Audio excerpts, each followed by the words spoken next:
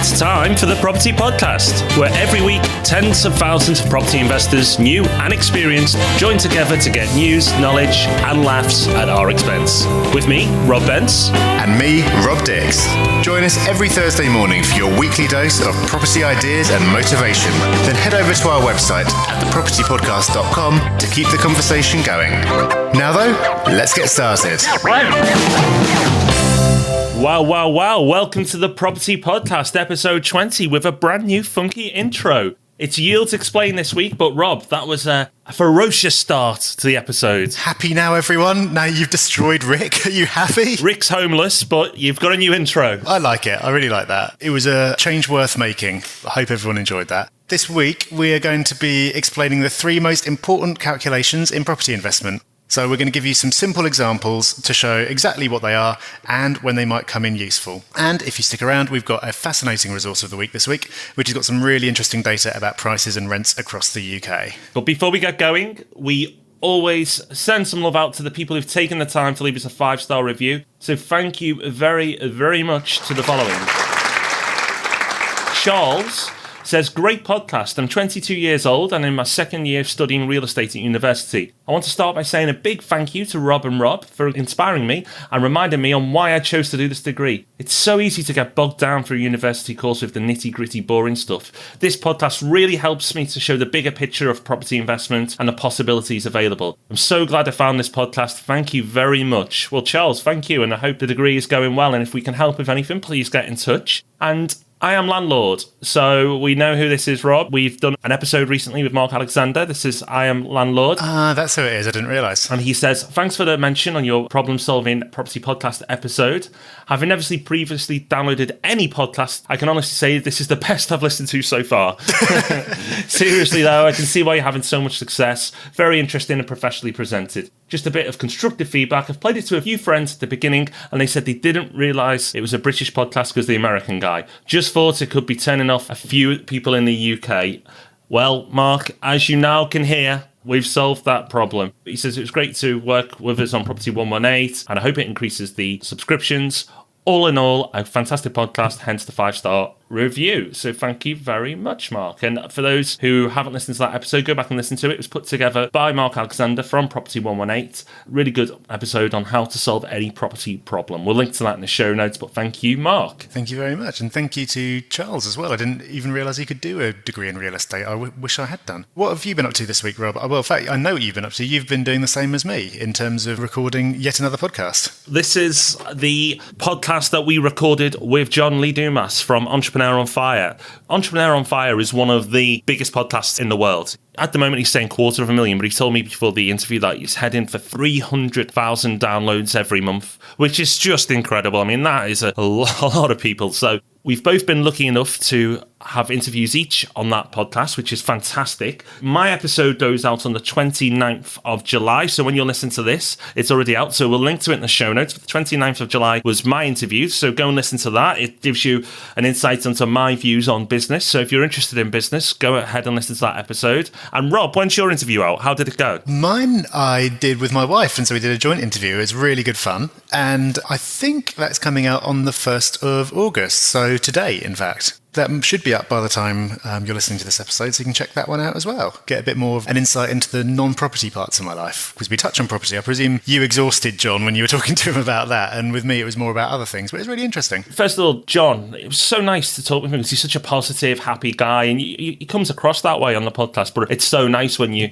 get to talk to him off air that the persona continues. You know, he's such a great guy. It was nice for me because, yes, the property was related, but it was more business-centric, generally business point of view, because it is called Entrepreneur on Fire. So I wanted to give as much value as I could from a business point of view. So I don't know, you would have done similar, Rob. If anybody's interested in business and property, then go ahead and listen to our interviews and let us know what you thought of it. So what else have you been up to this week, Rob? Well, I've been preparing to leave Berlin. I'm heading back to the UK. I'm going to be around for, at least a month, maybe a bit longer. I'm going to be doing a little bit of a UK tour. Kind of property things are taking me to Liverpool, Manchester, possibly Leeds. So if you're listening, you're in any of those places and you want to get together for a coffee, then drop me a line. You can get in touch via propertygeek.net.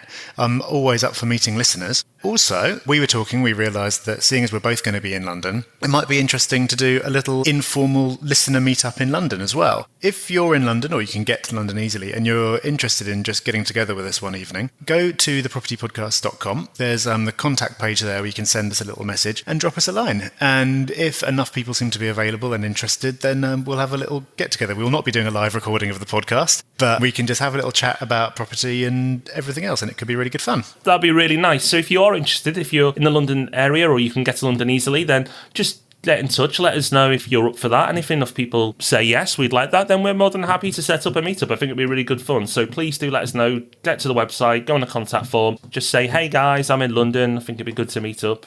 Let me know when you're about, and we'll sort something out. No, I'm really looking forward to all that. It'll be good to be back in the UK and to put some faces to some names. Moving on, news story this week, we're damning young people.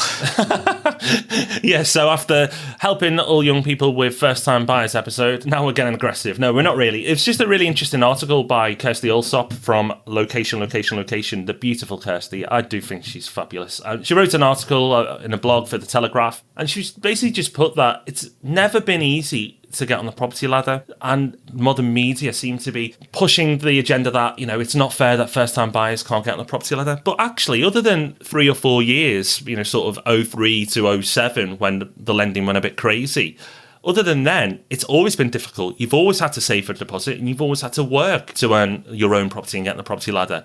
You know, property investment is not a right, it's a privilege. Owning your own property to live is not a right, it's a privilege. And, you know, I'm not trying to get all preachy, but I think it was well said. You know, she took a stance on it, and we both agree with it. We're all for everybody getting on the property ladder, but it shouldn't be given it to you. You know, you have to earn it like everybody else. So really good that she's took a point of view on that. I thought it was really interesting. I know these new schemes are coming out in January, which will make it a lot easier, but still, you've still got to get 5% deposit together. So I just thought it was an interesting article, Rob, and one we'll link to in the show notes. Yeah, I completely agree. And I thought it was just me being a grumpy old man and thought I was on my own with this. But no, I think it's exactly right. You see all these news stories, it's like, oh, it's so hard now. You need to save up so much for a deposit. It's like, well, but yeah, of course you do. That's kind of how it works. And I don't see what's unreasonable about that. And you need to earn it. And then as a lender, I can see why you wouldn't want to give someone all the money they need to buy a house. It just seems entirely normal. I don't think that's a bad thing at all. I think it's good for people to have the mindset, like when you're at uni or when you're just leaving school, that you need to earn it, because you get used to having to save up. And then once you've saved up for your first property and realise that it's not that hard, then you can save up for your second and your third and so on. If you're listening to the Property Podcast, and you'll have a portfolio before you know it. That's right. It does seem difficult when you haven't invested in property. If you're saving that deposit or you're looking for your first home, you do have a snowball effect. The more you build up your portfolio, then it becomes easier to increase the size of it, because you'll find that one of the properties gone up in value by X amount, so you can draw equity from that property. You know, it does snowball. So yes, it may seem daunting in the beginning, but it does get easier, I promise you. It makes it so much worthwhile as well if you've earned it. And we'll move on to the topic of the week. So this week we're talking about yields. We're explaining yields. And so if you are getting started in property, or you're interested in buying somewhere for the first time, you're going to need to know what these numbers mean, or what these calculations mean rather. And if you're an established investor, you still might not be too clear on what some of them mean, because these are terms that get thrown around quite a lot. Like, you always hear about yield, but it's not helpful really just to say yield, because there are two different types of yield, and a lot of the time people don't make clear which one they're actually talking about.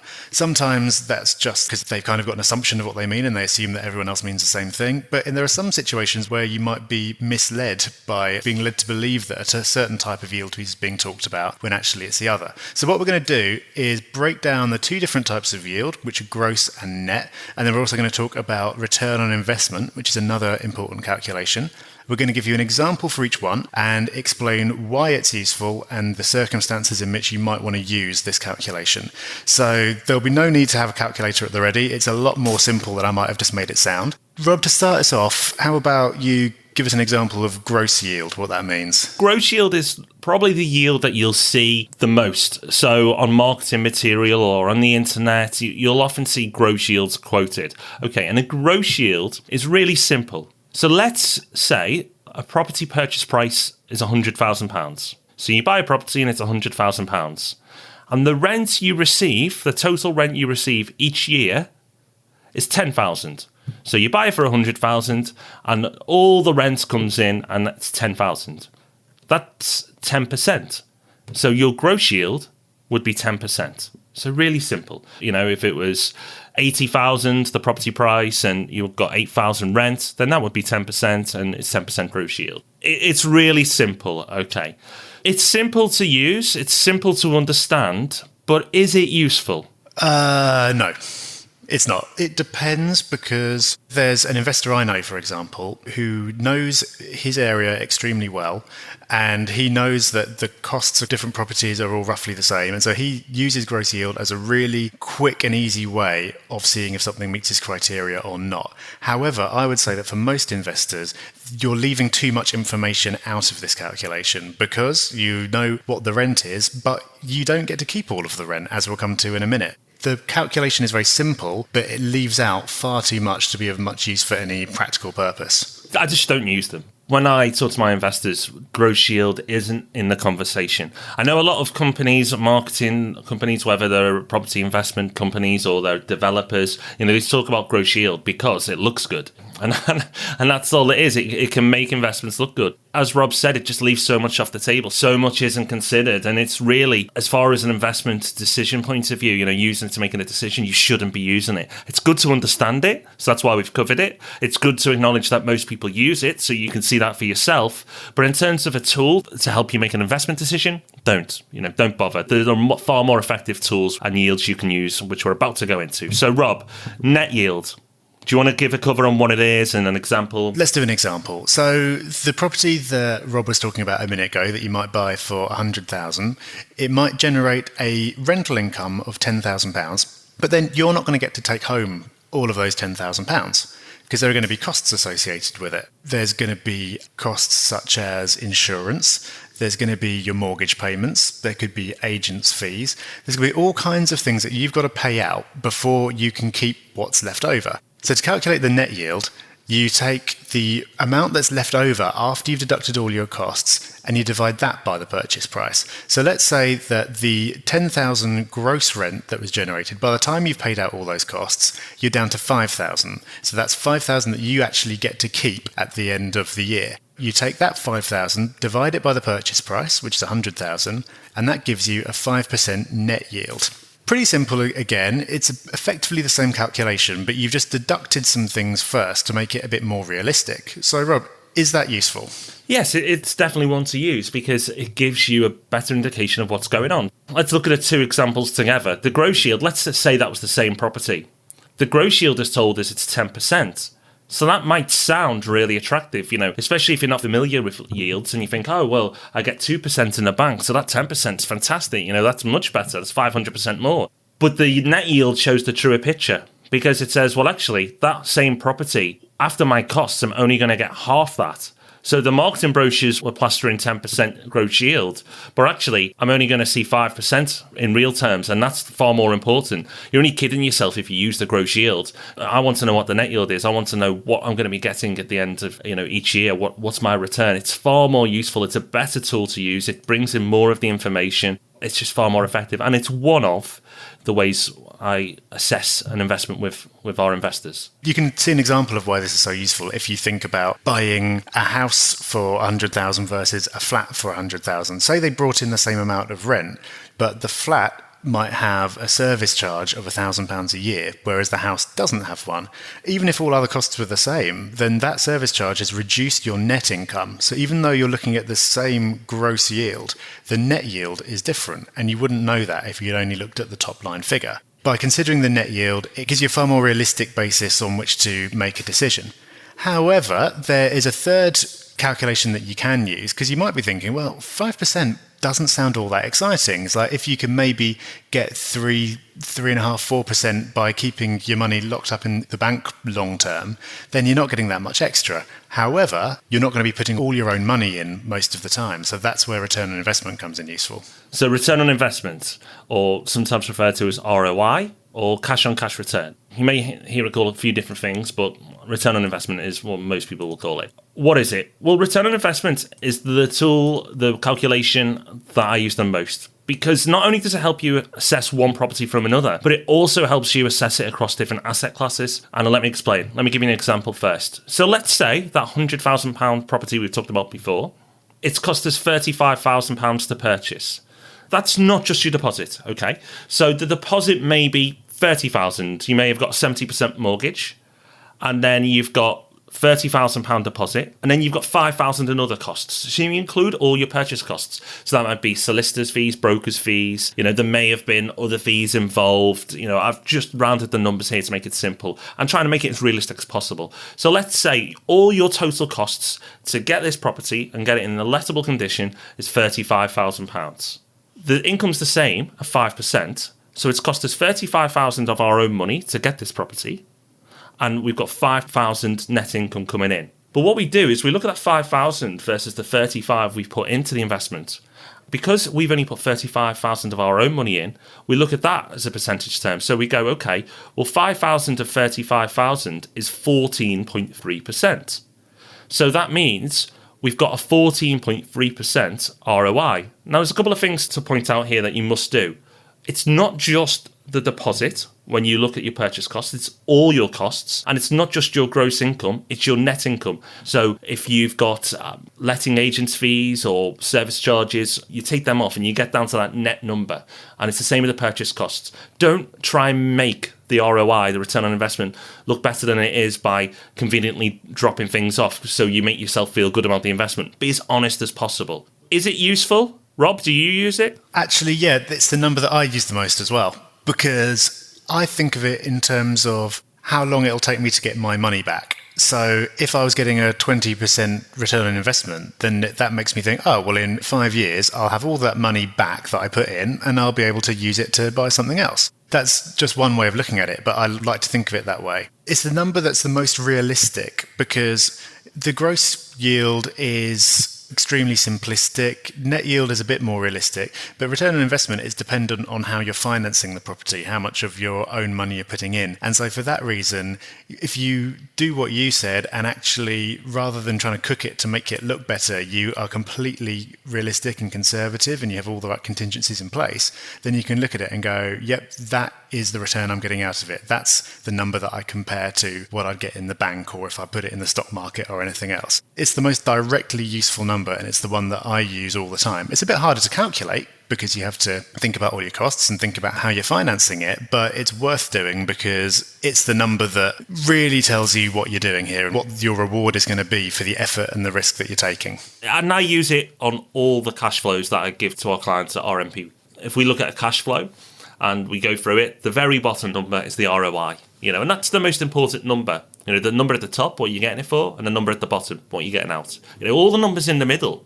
Some people get really hung up on different things. Well, I don't want to pay this, or I don't want that, or can I reduce that cost? But actually, forget that for now. Look at that bottom number. Is that a big enough number for you? Does that satisfy you? Yes? No? If it's yes, then it doesn't really matter what's in the middle. That's just working it down to that bottom number. And if no, then you can go back up and look at it and say, what am I happy or not happy with? But the most important number on any cash flow that you do is that bottom number, which for me is the ROI, my return on investment. So I suppose to wrap this up, you could say that each has a purpose. Gross yield is something to be very careful about. Net yield and ROI are far more useful, really. Of course, the numbers are really important, but there is more to investment than the numbers. Like if you can find somewhere a property that is dirt cheap, because it's so cheap to acquire, it means your yield or your return on investment in theory is stratospherically high. But if you've got other problems, like no one wants to live there and it's empty all the time, then you're not actually going to achieve that number at all. So you want to kind of take these numbers and then also look at the reality and all the other factors involved and look at the two and see if it hits the mark on all of those, because you can't pay your bills with yields. You need to look at the actual pounds and pence you're going to have left at the end of it. So that's yields. If you have any questions, either get in touch. You can leave a comment on the website or you can contact us directly through the website. Whatever's easiest for you, please do. We're on Twitter as well. If you have any questions or you'd like us to go into this in more detail, then we're more than happy to. But we're going to move on to the resource of the week, and it's the good old Beeb, Rob. The BBC have got quite a useful, funky tool. It's good, isn't it? I've just been having a little play around with it. So, seeing as you dug it up, maybe you could explain it briefly while I have a little bit more of a play. You see where you can move to, Rob, if you come back to the UK. Okay, so what is this tool? Well, we'll link to it in the show notes. It's titled Where Can I Afford to Live? And what you do is there's a few boxes on the top left of the web page, and you go in and you say, do I want to buy or rent? So you click in buy, then you say your deposit amount, so say you've got £50,000, so you might enter that in, and then you say how many bedrooms do you want? Let's say you want a 3-bedroom property. And then finally it says, do you want something at the cheaper end of the market, mid-priced area of the market, or the most expensive part of the market, which basically means the rougher part of town, the normal part of town, or the best part of town. Say you just want the normal part of town, the middle of the range. You click how much you're prepared to spend on monthly mortgage payments. So let's say it's £900. Then it gives you a map and it shows you exactly where you can or cannot buy. So based on that criteria, you want to buy, you've got £50,000 deposit, you want 3 bedrooms, you want to live in the average area of town, you're prepared to spend £900 a month on mortgage payments, then you can live in 73% of the UK. And it shows you exactly where that is. So most of the north gets blued where you can say you can live, and as you could probably understand, the southeast shows you that you can't. So, but there are exceptions, but it's really interesting. It was actually covered on the news, so I went and had a little play around with it and, did a bit of dream building and, I'd like to live there and I can live there for that. And what? I can't buy for that much. So it's just good fun. You can have a look at it, go use it. We'll link to it in the show notes, but it's a good fun tool. It's also, you can use it for rent as well. So if you want to see, what an area is renting for and what's average in that area, then it's pretty useful that as well. You can use it. The rent one is probably more useful for property investors because it gives you an idea of what local markets are doing.